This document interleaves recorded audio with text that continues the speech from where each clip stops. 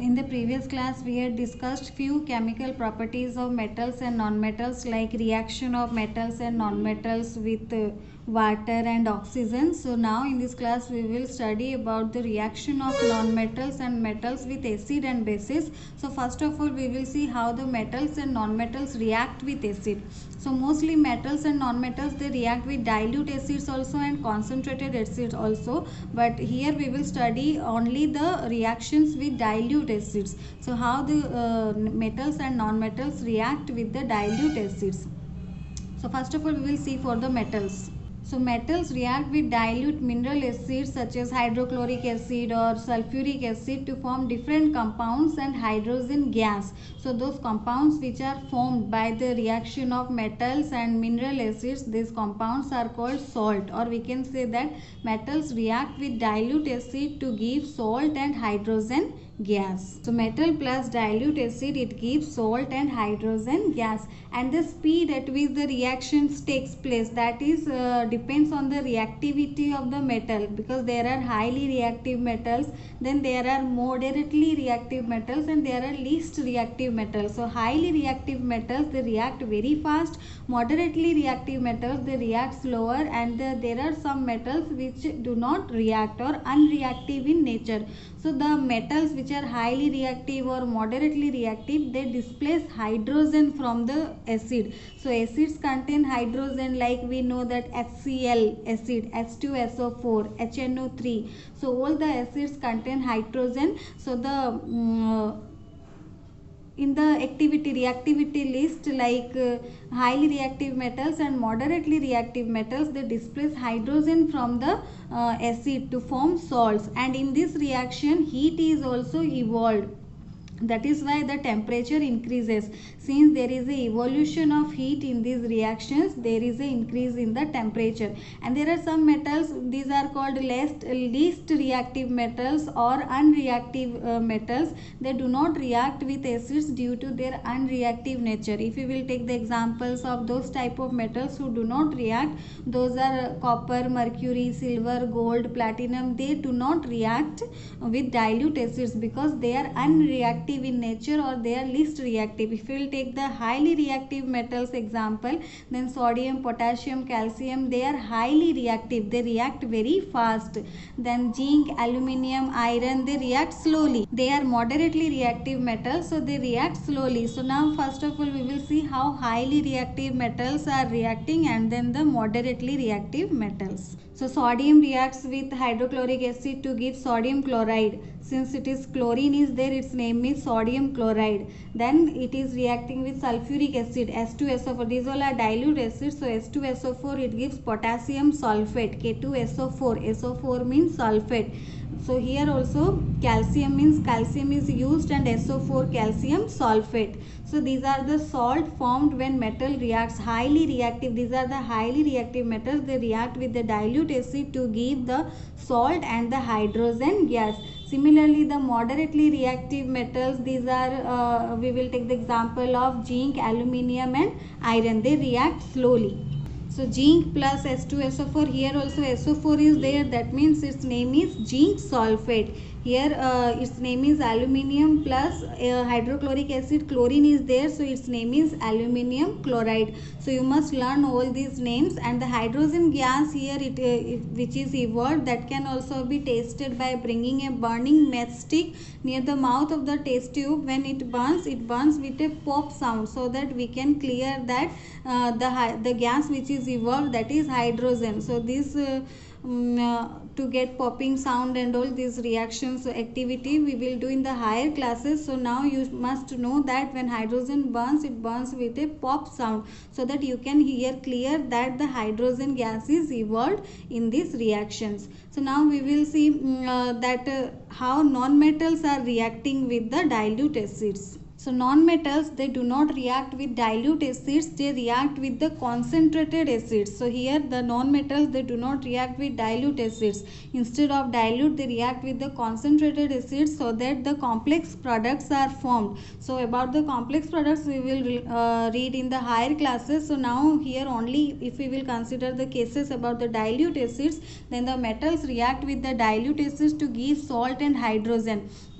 So now you might have having doubt, the many food items we are eating, these are acidic, like vinegar, tomatoes, pickles, citrus fruit, these all contains acid. So these foods should not be stored in a metal containers. So we should not store these type of food items in metal containers, because metal can react with the acid to produce toxic compounds which are harmful for us. So metal reacts with the dilute acids to form the salt and the hydrogen gas. It also can react with the acid present in the food items if stored in a metal container. So that we should not store the food items in metal container, because they produce toxic compounds which are harmful for us.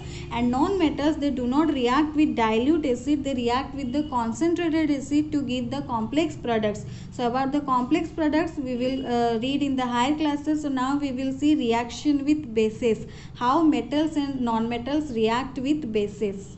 So while reacting with bases, in case of metals like aluminium, zinc and lead, they react with strong bases. They react with the strong bases like sodium hydroxide and potassium hydroxide. Sodium hydroxide means NaOH and KOH. So aluminium, zinc and all, they react with the strong bases like sodium hydroxide and potassium hydroxide to liberate hydrogen gas, to give hydrogen gas, and these also form complex compounds. So the reaction of non-metals with bases, these also form complex compounds. So these complex reactions we will study in the higher classes.